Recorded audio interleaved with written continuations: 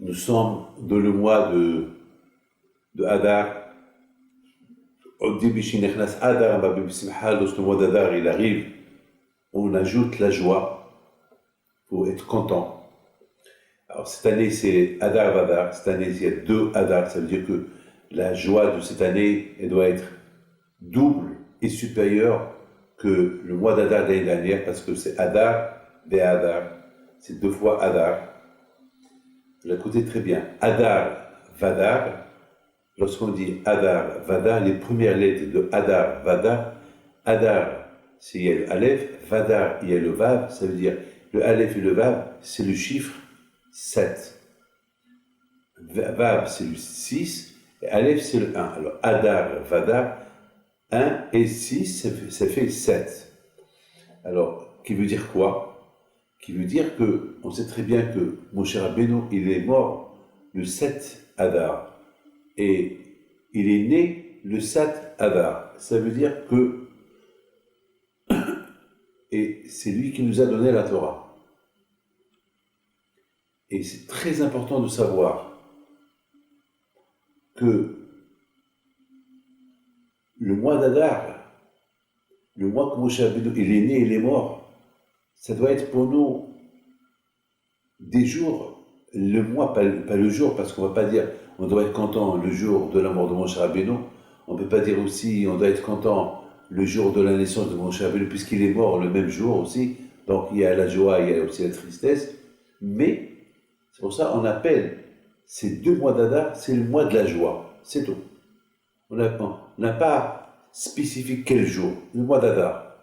Dès que Hadar il rentre, c'est la joie. Pourquoi? Par rapport à la naissance de Moshe Rabbeinu, que grâce à lui on a reçu la Torah, et aussi par rapport aussi à sa mort, que même que Moshe Rabbeinu il est mort, mais on ne peut pas dire que Moshe Rabbeinu il est mort, parce que lui représente la Torah, et la Torah elle n'est pas morte. C'est la Torah qui fait vivre la personne, c'est la Torah qui ressuscite la personne. Je voudrais vous raconter une petite histoire qui est extraordinaire. Il y avait Rabbeinu Akadosh, qui était celui qui a écrit les Mishnayot, lorsqu'il était malade, il agonissait. Alors tout le monde priait pour lui. Tout le monde priait pour lui pour que Hachem lui envoie les Hachem. On avait beaucoup de tzadikim à notre époque, comme Rav Shach, Rabbi Youssef, Rabbi Eliashiv, beaucoup de tzadikim ils étaient entre la vie et la mort. Et ils étaient vieux comme Rav Shach, il avait 107 ans. 107 ans. Et tout le monde criait pour que Hachem, il lui laisse en vie, et il va vivre encore bien. Combien il va vivre encore? Il a 107 ans. Et quand Rabbi Youssef, lui aussi était vieux, et on voit que tout le monde criait, priait pour qu'il ne meure pas, pour qu'il ne quitte pas ce monde. Mais attends, même... Alors, ben, la réponse, elle est... C'est pas parce qu'on prie pour eux, parce que... par rapport à leur physique, par rapport à leur personnalité. Non, on prie pour eux, c'est par rapport à leur Torah.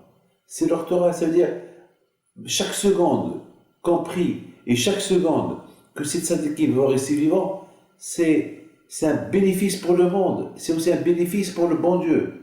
C'est pas tout le monde qui va servir à Kadosh Baruch Hu comme les grands tzadikim. Nous, on va à la synagogue, on fait des mitzvot, c'est vrai.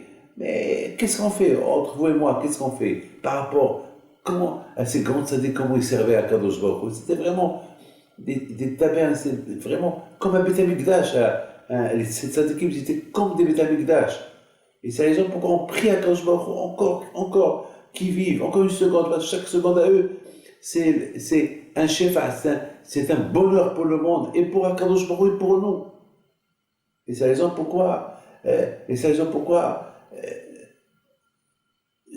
je me rappelle, lorsque on était en train de prier dans tous les radios, on entendait, il faut prier pour Rav Youssef, il faut prier. Et je me dis, mais Rav Shach, il a 107 ans, ça fait 4 ans qu'il est malade, ça fait 4 ans qu'il agonise. Pourquoi prier pour lui, pour souffrir encore? Eh ben non. Chaque seconde de leur vie, c'est un bonheur pour le monde. Chaque seconde. Et lorsqu'ils vont quitter ce monde, que Dieu préserve, c'est une perte pour le monde. Donc, mes amis, il y avait une fois Rabbeinu Akadosh, que lorsqu'il était en train de mourir, il a dit à sa famille, s'il vous plaît, même après que je suis mort, ne dites pas aux gens que je suis mort. Comme ça, ils continuent à prier pour moi. Alors, ils lui ont dit, sa famille, mais Rabbeinu, mais un jour ils vont savoir que tu es mort. Un jour. Alors, quoi? Une fois que tu es mort, tu ne veux pas qu'on leur dise que tu es mort. Tu veux qu'ils continuent à prier pour toi, pour que tu guéris, mais tu es mort. Quoi? C'est quoi ça? Mais tu es mort. Mais tu vas mourir. Attends, on prie pour toi maintenant pour que tu vis, mais il faut que tu es mort. Comment tu veux qu'on leur dise pas que tu es mort? Quoi, enfin, mais ils vont savoir lorsqu'on va te prendre enterré. Vous savez ce qu'il leur a dit? Il leur a dit non. Parce que il se peut que lorsque je vais mourir, et continue à prier pour moi, il se peut que je vais ressusciter. Ça veut dire que par la prière, je vais ressusciter. Ça veut dire que Rabbeinu Akadosh, il avait toujours l'espoir que même une fois qu'il est mort, il va ressusciter. C'est la folie, ça. L'émouna qu'il avait dans la prière. L'émouna qu'il avait dans la prière. Ah ben, à Rabotaï, vous savez, au fait, les tzadikim ne sont pas morts. On considère les tzadikim comme des vivants. Même qu'on les a enterrés, mais ils sont encore vivants. Quand on regarde Rabbi Pido Alav Shalom, Rabbi Yaakov Bersera, et Rabbi Shimon Bar Yochai, Rabbi Chaim Taib Lomé, tous ces grands tzadikim, Baal Shem Tov, Baal Tanya, on leur fait la Iloula, même qu'ils sont morts, on va au cimetière, on chante Hawaja et Dawina, et on rigole sur leur tombeau, et on crie, on s'éclate. Mais ils sont morts. Non, ils sont vivants. Ils sont vivants. C'est la raison à Bodaï pour qu'on dit, lorsque le mois d'Adar il vient, on ajoute la joie. Parce que c'est dans le mois d'Adar qui est venu que mon cher Rabbeinu il est né, que mon cher Rabbeinu il est mort. Donc il y a une joie par rapport à sa naissance, il y a une joie même par rapport à sa mort. Parce que même qu'il est mort, il est encore vivant avec nous. La preuve que la Torah, on l'étudie. Et la Torah, c'est la Torah qui nous apporte le bonheur. Donc pour nous, mon cher Rabbeinu il est vivant. Regarde, Torah Tzivala, et pourtant, il est mort et on est en train de chanter. Oui, il est mort et on est en train. Parce que lui, il n'est pas mort. Par rapport à sa Torah, il n'est pas mort, il est vivant. Et étant donné que le mois d'Adar, Haman, il voulait tuer tous les Juifs. Et s'il aurait tué tous les Juifs, il y aura plus de Juifs qui vont étudier la Torah. Donc la Torah de Moshe Rabbeinu, elle va être oubliée, elle va être effacée, que Dieu préserve. Alors, c'est pour cette raison, lorsque le mois d'Adar il arrive, tout de suite, dès que le mois il arrive, pour nous, étant donné que le mois d'Adar, ou le premier Adar, ou le deuxième Adar, parce que cette année, il y a 2 Adar, alors, et les 2 Adar, ça représente du chiffre 7. Adar, Aleph, c'est 1, Vadar, c'est le Vav, c'est 6, c'est le 7. Et Moshe Rabbeinu, il est né le 7 Adar, et le 7 Adar, il est né le 7 Adar, et le 7 Adar, il est mort. Donc, même qu'il est né et qu'il est mort, étant donné que le Hadar premier et Vadar le deuxième mois, pour nous, ça représente toujours Moshe Rabbeinu, la Torah de Moshe Rabbeinu, on se réjouit dans la vie que Hachem nous a donnée, que Hachem, Haman, il n'a pas réussi à nous détruire, comme tous les ennemis que nous avons jusqu'à maintenant, qu'ils n'ont pas réussi à nous détruire, et Baruch Hashem, on est encore là, et notre joie est parce qu'on fait Torah et Mitzvot, Baruch Hashem. La Torah qui nous a donné Moshe Rabbeinu. Et il faut savoir une chose, qu'après ces 2 mois-là, Adar et Vadar, il y a le mois de Nissan. Nissan, c'est le Nes, le miracle. Le miracle. Le miracle. Ça veut dire que, grâce à la Torah, Akadosh Baruch Hu, il fait avec nous des miracles. La vie d'un juif, c'est une vie de miracle. Ouais, c'est une vie de miracle. Une vie de miracle. Et surtout, lorsque on fait Teshuvah. On fait Teshuvah. Lorsque on était loin de la Torah, on fait Teshuvah. Alors, la Teshuvah, c'est la réfoua. Vous savez, la réfoua, c'est la guérison. Beaucoup de fois, je dis aux gens, je vous souhaite une bonne santé. Alors, ils me disent, quoi, je suis malade, quoi, pourquoi tu nous souhaites une bonne santé? Je dis, il y a 2 sortes de maladies. Il y a la maladie physique, il y a la maladie spirituelle. Quelqu'un qui n'est pas bien, quelqu'un qui ne suit pas la Torah et les mitzvot, c'est que son corps il est malade. Parce que Hachem, il a créé en nous 613 membres Even, l'équivalent des 613 mitzvot. Alors lorsqu'on ne fait pas les 613 mitzvot, alors c'est que, malheureusement, c'est que nos membres et nos veines sont malades. Ils sont malades spirituellement. Donc je leur dis, je vous souhaite une bonne santé au niveau spirituel. Au niveau spirituel. Ah, il me regarde. Bon, il me regarde. Moi aussi, je le regarde. Et voilà. On se regarde. Et on se sourit, on se comprend. Et c'est ça, Rabotai, le mois d'hier. Le mois d'hier, c'est les initiés de Ani Hachem Ofera. C'est moi, Hachem, qui t'envoie la guérison. C'est-à-dire que, Bémet, mes amis, que quelqu'un qui fait tes choix comme le Bnei Israël, aïe, aïe, aïe, ils ont reçu la Torah grâce à quoi? Grâce au miracle qu'Hachem a fait avec eux. Grâce au Moshe Rabbeinu. Grâce au miracle et grâce à la guérison qu'Hachem les a guéris au niveau physique et spirituel. Et après, ils ont reçu la Torah, le mois de Sivan. Donc, on a 4 mois. On a Adar, c'est le mois de Moshe Rabbeinu, que grâce à lui, on a reçu la Torah. Et grâce à la Torah, il y a le mois de Nissan, le mois des miracles, parce que s'il n'y avait pas la Torah, ben, il n'aurait pas fait avec nous les miracles, parce que si on a quitté l'Égypte, c'est grâce à la Torah. S'il n'y avait pas la Torah, il n'y a pas de miracle. Donc, il y a eu les miracles, et après les miracles, donc, que Hachem a fait avec nous, qu'on a, grâce à la Torah qu'on va recevoir, alors qu'Hachem nous a purifiés au niveau physique et spirituel, c'est le mois d'Iyar, et alors, après Sivan, c'est lors qu'on a reçu la Torah. Maintenant, mes amis, il faut savoir une chose, que le mois d'Adar, c'est pendant ce mois-là qu'on parle beaucoup de la construction du Mishkan, comme c'est écrit dans la Torah.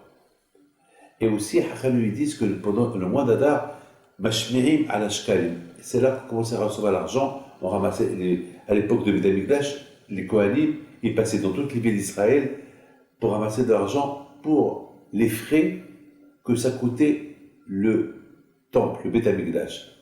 Parce que le Beth Amikdash, c'était, on devait faire tous les sacrifices qu'il y avait dans le temple de Beth Amikdash avec de l'argent des bénis Israël. C'est-à-dire qu'il ne pouvait pas avoir un riche qui va payer pour tout le monde. Donc chacun il devait participer pour les frais du Beth Amikdash.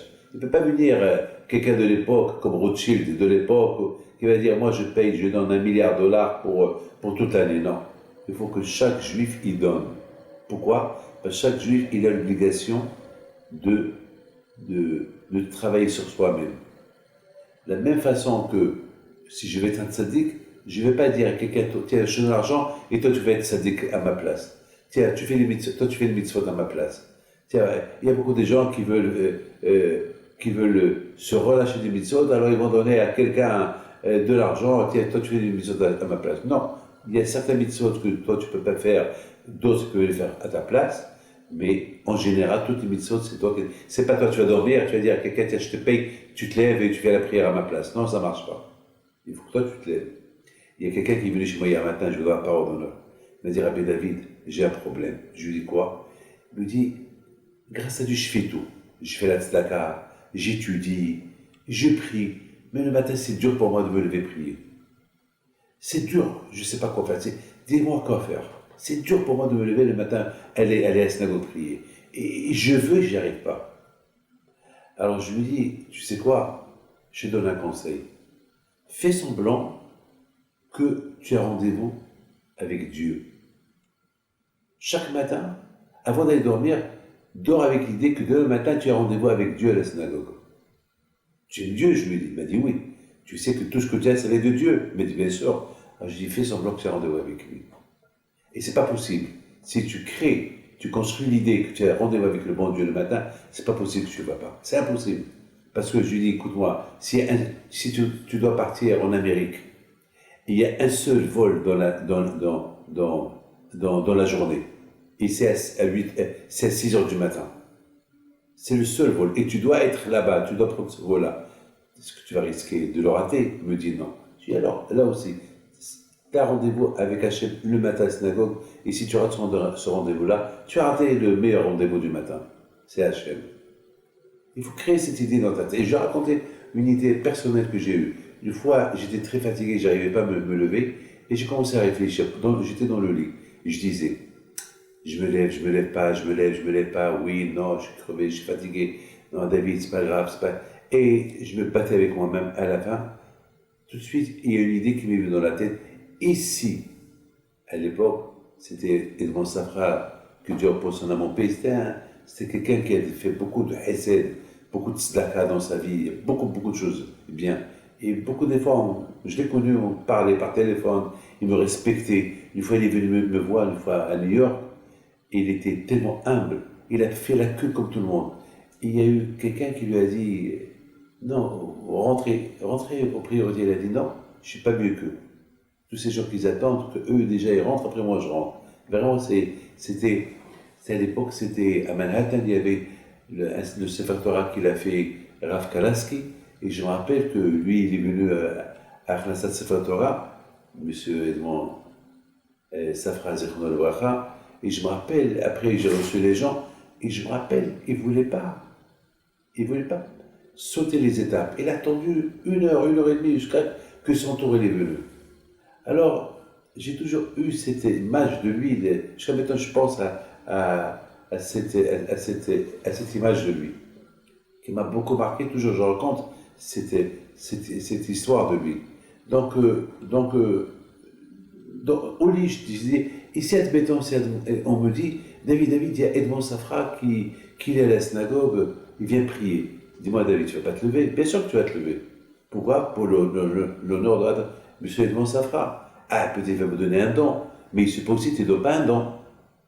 Mais même avec le doute, peut-être il va me donner, peut-être il ne va pas me donner, tu vas te lever pour aller prier à la synagogue par rapport à lui. Ah, je me suis dit, quoi?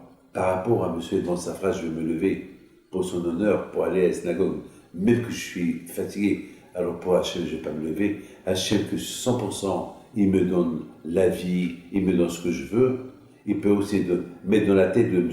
Safra de me donner ce que moi, j'aurais jamais pu imaginer qu'il va me donner. Ça, j'étais en train de penser. Alors, pour M. Edmond Safra, je me levais. Et pour Hachem, je ne vais pas me lever. Cette idée-là, elle a fait de moi que j'ai sauté le lit et je suis parti à la synagogue. Alors j'ai dit à ce monsieur-là, tu vois, ça c'est l'idée que je me suis construite pour que le matin je me lève à la synagogue. Voilà, c'est tout. C'est ça. Si tu veux servir le bon Dieu, c'est comme ça. C'est comme ça. Donc le Beth Amikdash, chaque juif, il devait donner une somme, Mahatzta Shekel, pour le Beth Amikdash. Alors il y avait des millions de juifs. Alors des millions de juifs, des millions de demi-shekels, ça chiffrait un argent fou de quoi payer tous les frais du Beth Amikdash. Et cela nous apprend un enseignement, que le Beth Amikdash, c'est le tabernacle, et représente l'homme. Ça veut dire que l'homme, il doit se travailler tout seul pour maintenir son corps. Étant donné que moi, David Pinto, je représente le Beth Amikdash, je suis comme un Beth Amikdash, donc je dois travailler pour moi. Je ne peux pas dire à quelqu'un, tiens, toi tu travailles pour moi, toi tu pries pour moi, toi tu fais des prières à ma place, toi tu manges le kasher à ma place. Non, les mitzvot ont été donnés à chacun de nous. Donc chacun de nous, il doit participer à construire son corps, son propre Beth Amikdash. Étant donné que moi je représente le Beth Amikdash, donc je dois tout faire pour me construire. Et si moi je ne fais pas, personne ne peut faire pour moi. C'est la raison pourquoi les Juifs, chacun, il devait apporter sa participation au Beth Amikdash. On ne va pas laisser un qui apporte pour tout le monde. Non, tout le monde va apporter pour le Beth Amikdash, qui représente tout le monde. Ils doivent travailler pour se construire. Et s'ils ne se travaillent pas pour soi-même, pour se construire, donc ils n'ont rien fait. C'est la raison quand je ne peux pas aller chez un grand tzaddik et dire à un tzaddik, hey tzaddik, je vais te donner $1 milliard et fais tous les mitzvot à ma place. Non. Non. Le tzaddik va lui répondre, toi aussi tu es comme le Beth Amikdash, toi aussi tu as l'obligation de te construire. Ce n'est pas moi qui va te construire, à toi de construire. Apprends de moi comment se construire. Mais ce n'est pas moi qui va te construire. Il dit, si, je vais te construire en t'apprenant comment te construire. Mais il faut que toi aussi, tu participes à ta construction, ta propre construction. Sinon, ça ne va pas marcher. Donc, le mois d'Adar, on parlait Mashmiim. Les gens y passaient dans tout Israël pour ramasser l'argent pour le Beth Amikdash. Et là, c'est un enseignement extraordinaire. Combien chacun de nous, il doit, mashmi'im, il doit, s'il veut se construire, il faut qu'il écoute. Mashmi'im, c'est du verbe écouter. Si on n'écoute pas les cours de Torah, on ne va jamais se construire. Parce qu'on entend toujours l'argent. Là, vous savez, à la synagogue, on passe avec la coupa de l'argent et on bouge la coupa et on entend les pièces qui sont dans la coupa. On entend les pièces. Et les pièces d'argent, on les écoute de tous les côtés. Tout de suite, lorsqu'on entend leur bruit, on sait c'est de l'argent. Eh bien, le moussard de ça, il est extraordinaire. Chacun, il sait que chacun reconnaît le bruit de l'argent. Chacun reconnaît le bruit de l'argent. Eh bien, il faut arriver à reconnaître le bruit de la Torah. Lorsque la Torah elle fait un bruit, à Kol Kol Yaakov, il faut le reconnaître. Il faut savoir que ce bruit de la Torah que tu es en train d'écouter, c'est ça qui va te maintenir, c'est ça qui va te construire, et c'est ça qui va t'aider. Et c'est ça la bataille. Le mois d'Adar qui est le mois de Moshe Rabbeinu. Le mois d'Adar qui est le mois de Moshe Rabbeinu. Qui est le mois qui représente la Torah qu'il nous a donnée. Et que, étant donné que, c'est pour cela, Adar, Vadar, c'est le même mois. Pour nous, c'est, même que le mot Adar et Vadar, c'est, les deux mois, ils s'appellent Adar. Pour nous, les deux mois, ils représentent la naissance et la mort de Moshe Rabbeinu, et la Torah qu'il nous a donnée, et les miracles qui vont se faire grâce à la Torah, et la guérison matérielle spirituelle qu'on va avoir en recevant la Torah. Donc on sait tout ça. Et c'est la raison pourquoi, pour arriver à vraiment à reconnaître ce que représentent ces 4 mois-là, Adar, Vadar, qui sont un mois, et Nissan, Iyar et Sivan, ce qui représente ces mois-là, uniquement si Mashmi'im, si on se donne la chance pour écouter. Si on se donne la chance pour écouter un cours de Torah, on va développer, on va comprendre, on va arriver à aimer la Torah. Sinon, c'est dommage. De la même façon qu'on peut, avec l'argent, on réussit. Avec l'argent, on a ce qu'on veut. Il faut savoir que la Torah, elle représente l'argent.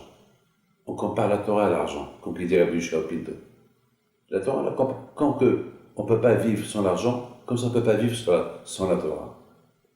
Et de la même façon qu'avec l'argent, on se construit, avec l'argent, on vit, comme ça la Torah. La Torah elle nous aide à se construire. Vous savez, il y a une belle histoire que je vais vous raconter. Il y avait une fois un roi en Espagne qui avait un rabbin qui était ministre chez lui, ministre il était ministre du trésor public. Et une fois, il avait beaucoup des ennemis. Ils l'ont critiqué chez le roi. Ils ont dit au roi, tu sais, Majesté, ce ministre-là que tu aimes, c'est un voleur. Regarde combien d'argent il a des maisons, il a volé. Il leur a dit, mais non, c'est un homme honnête. Non.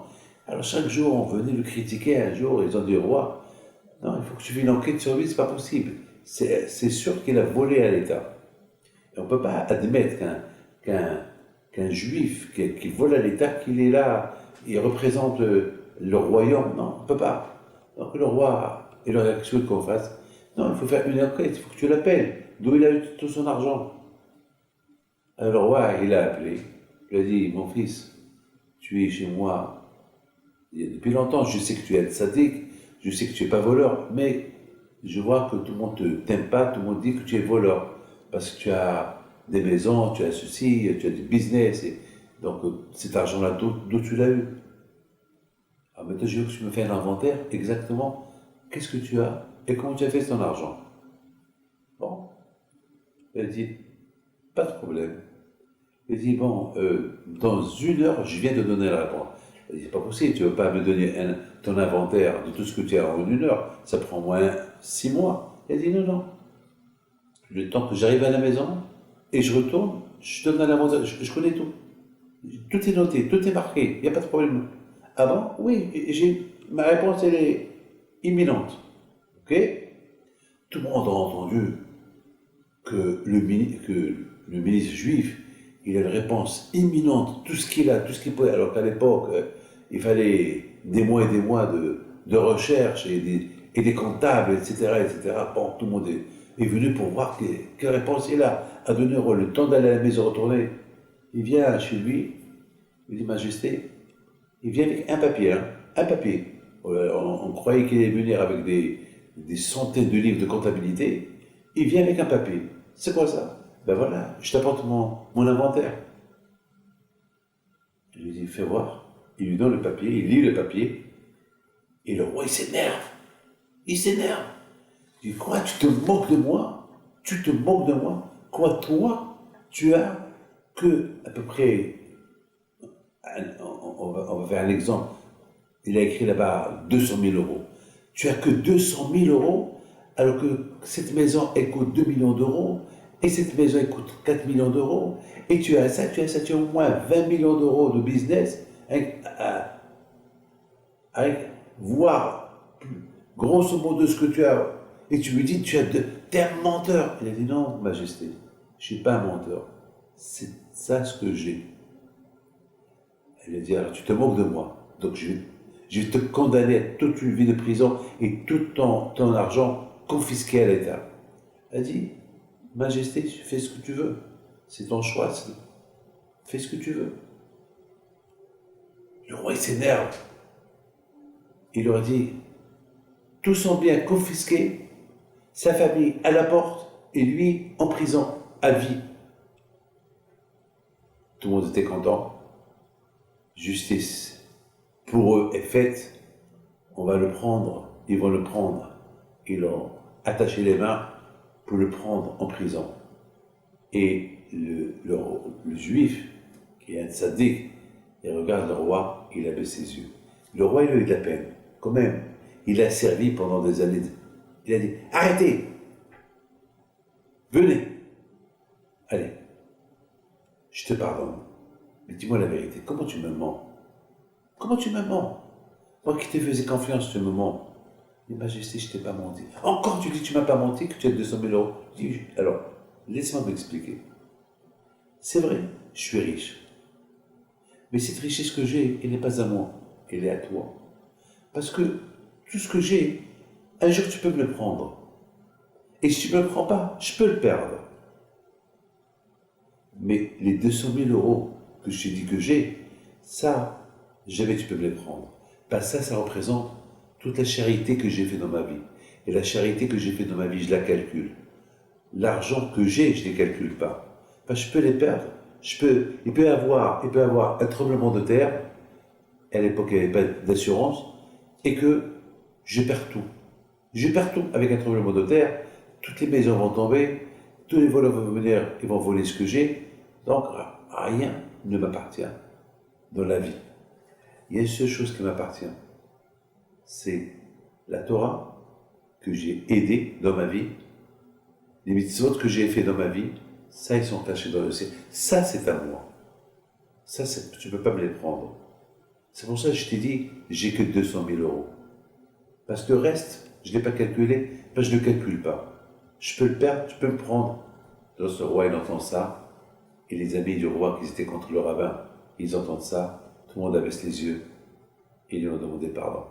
Oui, mes amis, c'est ça, Mashmi'in al-Ashkalim, le mois d'Adar, qui représente le mois de Moshe Rabbeinu, le mois de la Torah, le mois que c'est la Torah, le mois de la joie, se réjouir, doubler la joie de la Torah qu'Hachem nous a donnée par les mains de Moshe Rabbeinu. Que c'est ça qui nous reste après une vie, après 120 ans. C'est ça qui va faire de nous qu'on va vivre. Même après la mort, on va continuer à vivre. Comme Moshe Rabbeinu, même qu'il est mort, il est vivant. Les tzadikim, même après leur mort, ils sont vivants. Ça, personne ne peut nous les prendre. Et c'est la raison pourquoi, combien on doit se construire, bien se construire dans cette vie qu'elle dure 70 ans. Et ce qu'on vit en plus, c'est un cadeau du ciel. Parce que Adar, Vadar, Aleph, c'est 1, Vav, de Vadar, c'est 6, ça fait 7. 7 qui représente 70 ans. Un 0 et un 7. Un 7 qui est 70, qui représente 70, et un 0, c'est que la vie matérielle dans ce monde-là, c'est du 0. Le plus important, c'est vivre pour plus tard. Parce que tout ce que tu as, tu le laisses là. C'est pour ça que Rabbeinu Akadosh, même après sa mort, il leur a dit, même si je meurs, quand tu vas prier pour moi. Parce que, de toute façon, je ne sais pas, il ne faut pas dire que je suis mort. Parce que chaque seconde qu'on va prier pour moi, peut-être je vais ressusciter. C'est ça, pour vivre, c'est ça c'est ça la force de la prière aussi. La force de la prière, la force de la Torah, c'est... Et de toute façon, les tzadikim ne sont pas morts. Même si je meurs, je ne suis pas mort. C'est ce que je comprends des paroles de Rabbeinu Akadosh.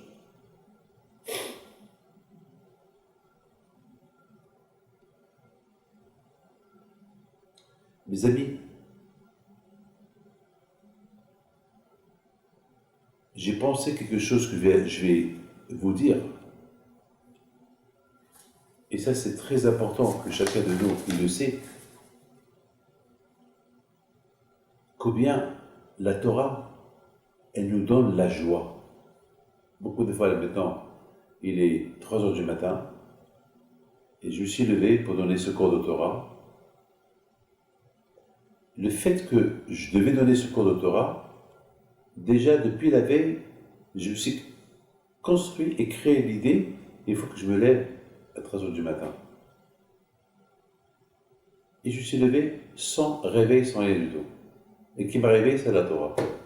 Lorsqu'on croit à la Torah, lorsqu'on met la Torah en priorité, et on l'aime, ben c'est elle qu'elle programme ta vie. Le programme de la vie, un homme, il programme son programme.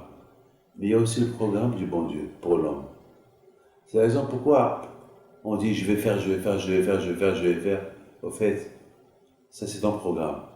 Il y a le programme que Hachem a prévu pour toi, que il faut toujours prier que le programme qu'il a programmé pour toi, il est bon et qu'il n'est pas mauvais.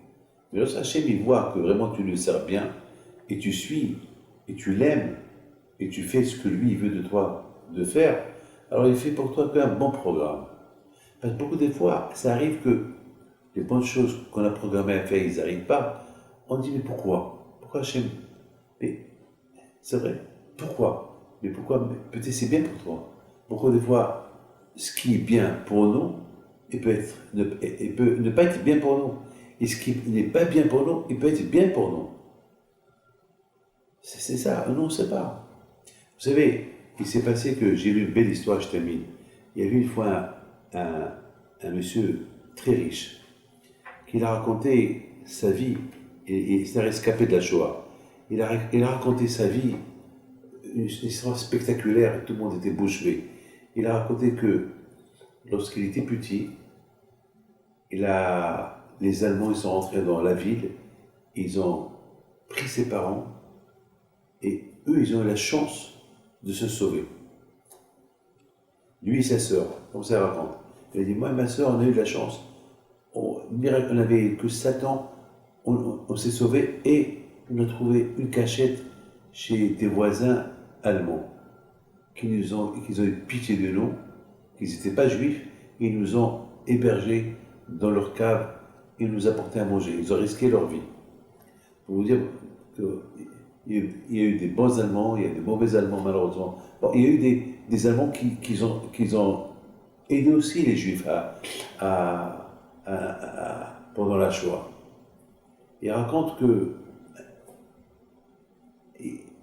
un jour, il disait toujours à sa sœur, ma sœur, moi je sors en cachette, voilà, je suis habillé, je ne suis pas habillé comme un juif, et comme ça je cherche quelque chose à manger, mais toi tu ne quittes pas la maison.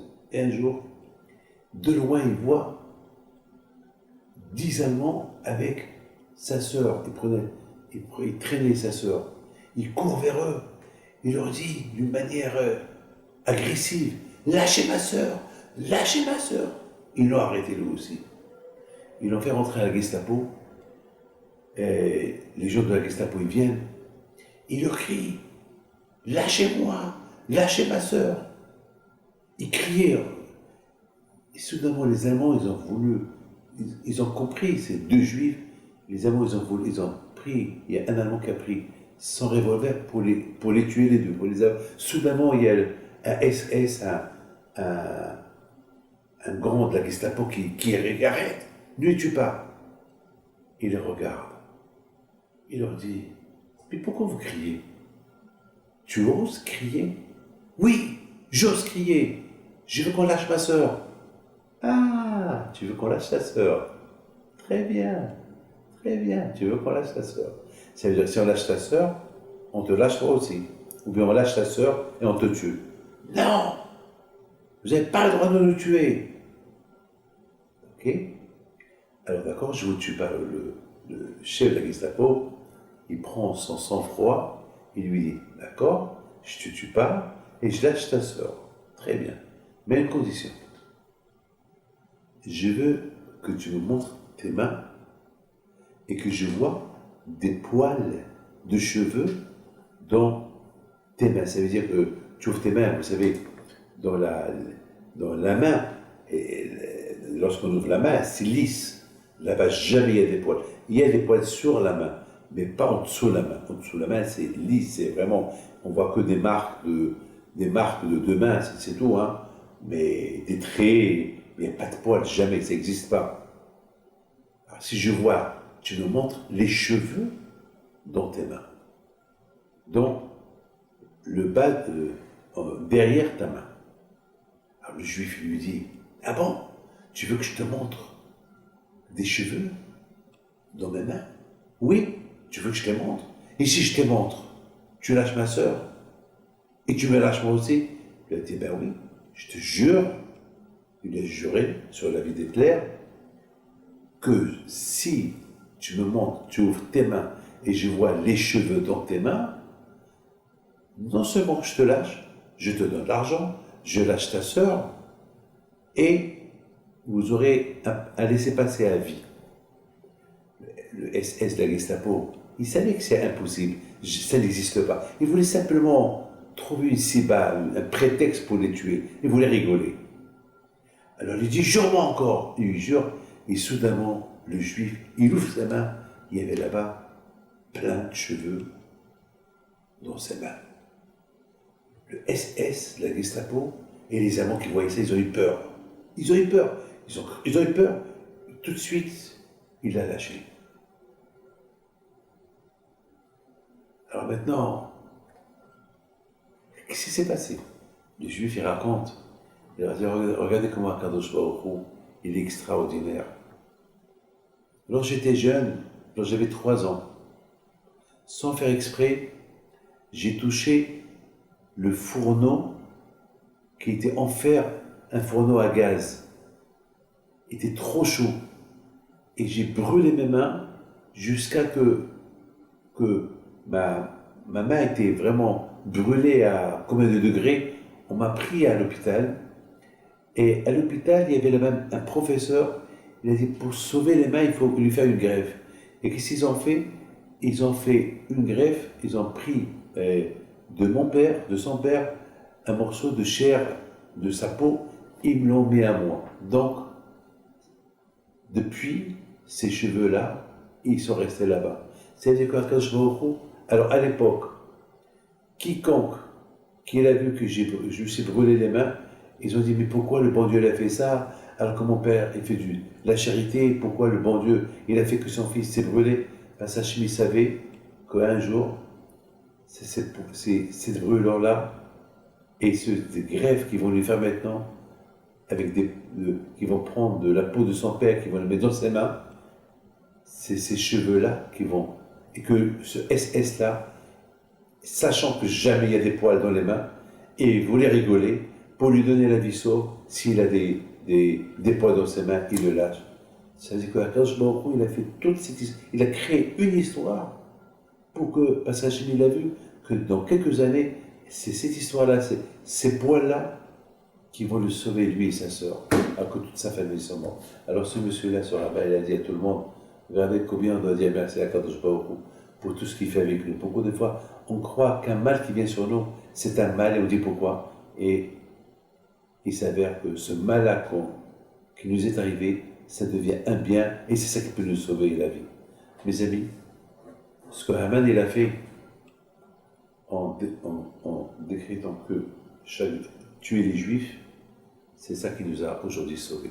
C'est grâce à cette condamnation que Haman, il a condamné tous les Juifs à être tués, et on a fait Teshuvah, on a apprécié la Torah, on a apprécié Moshe Rabbeinu qui nous a donné la Torah, on a apprécié les miracles qu'Hachem a fait avec nous lorsqu'on a quitté l'Égypte pour nous donner la Torah, et on apprécie la guérison matérielle, spirituelle que se fait chaque jour grâce à la Torah. Et c'est ça, mes amis. Alors, mes amis, que Dieu fasse que, Be'ezrat Hashem, tout ce qu'on fait, ce sera uniquement pour Hashem. Et que, Be'ezrat Hashem, on verra tous Mashiach venir, et à sa tête, Moshe Rabbeinu. Donc, Moshe Rabbeinu, il n'est pas mort. Moshe Rabbeinu, il est vivant. Comme la Torah, qu'elle est vivante. Et c'est elle qui nous donne la vie. Et c'est elle qui nous construit pour l'avenir. Et c'est elle qu'on va trouver après 120 ans. Amen.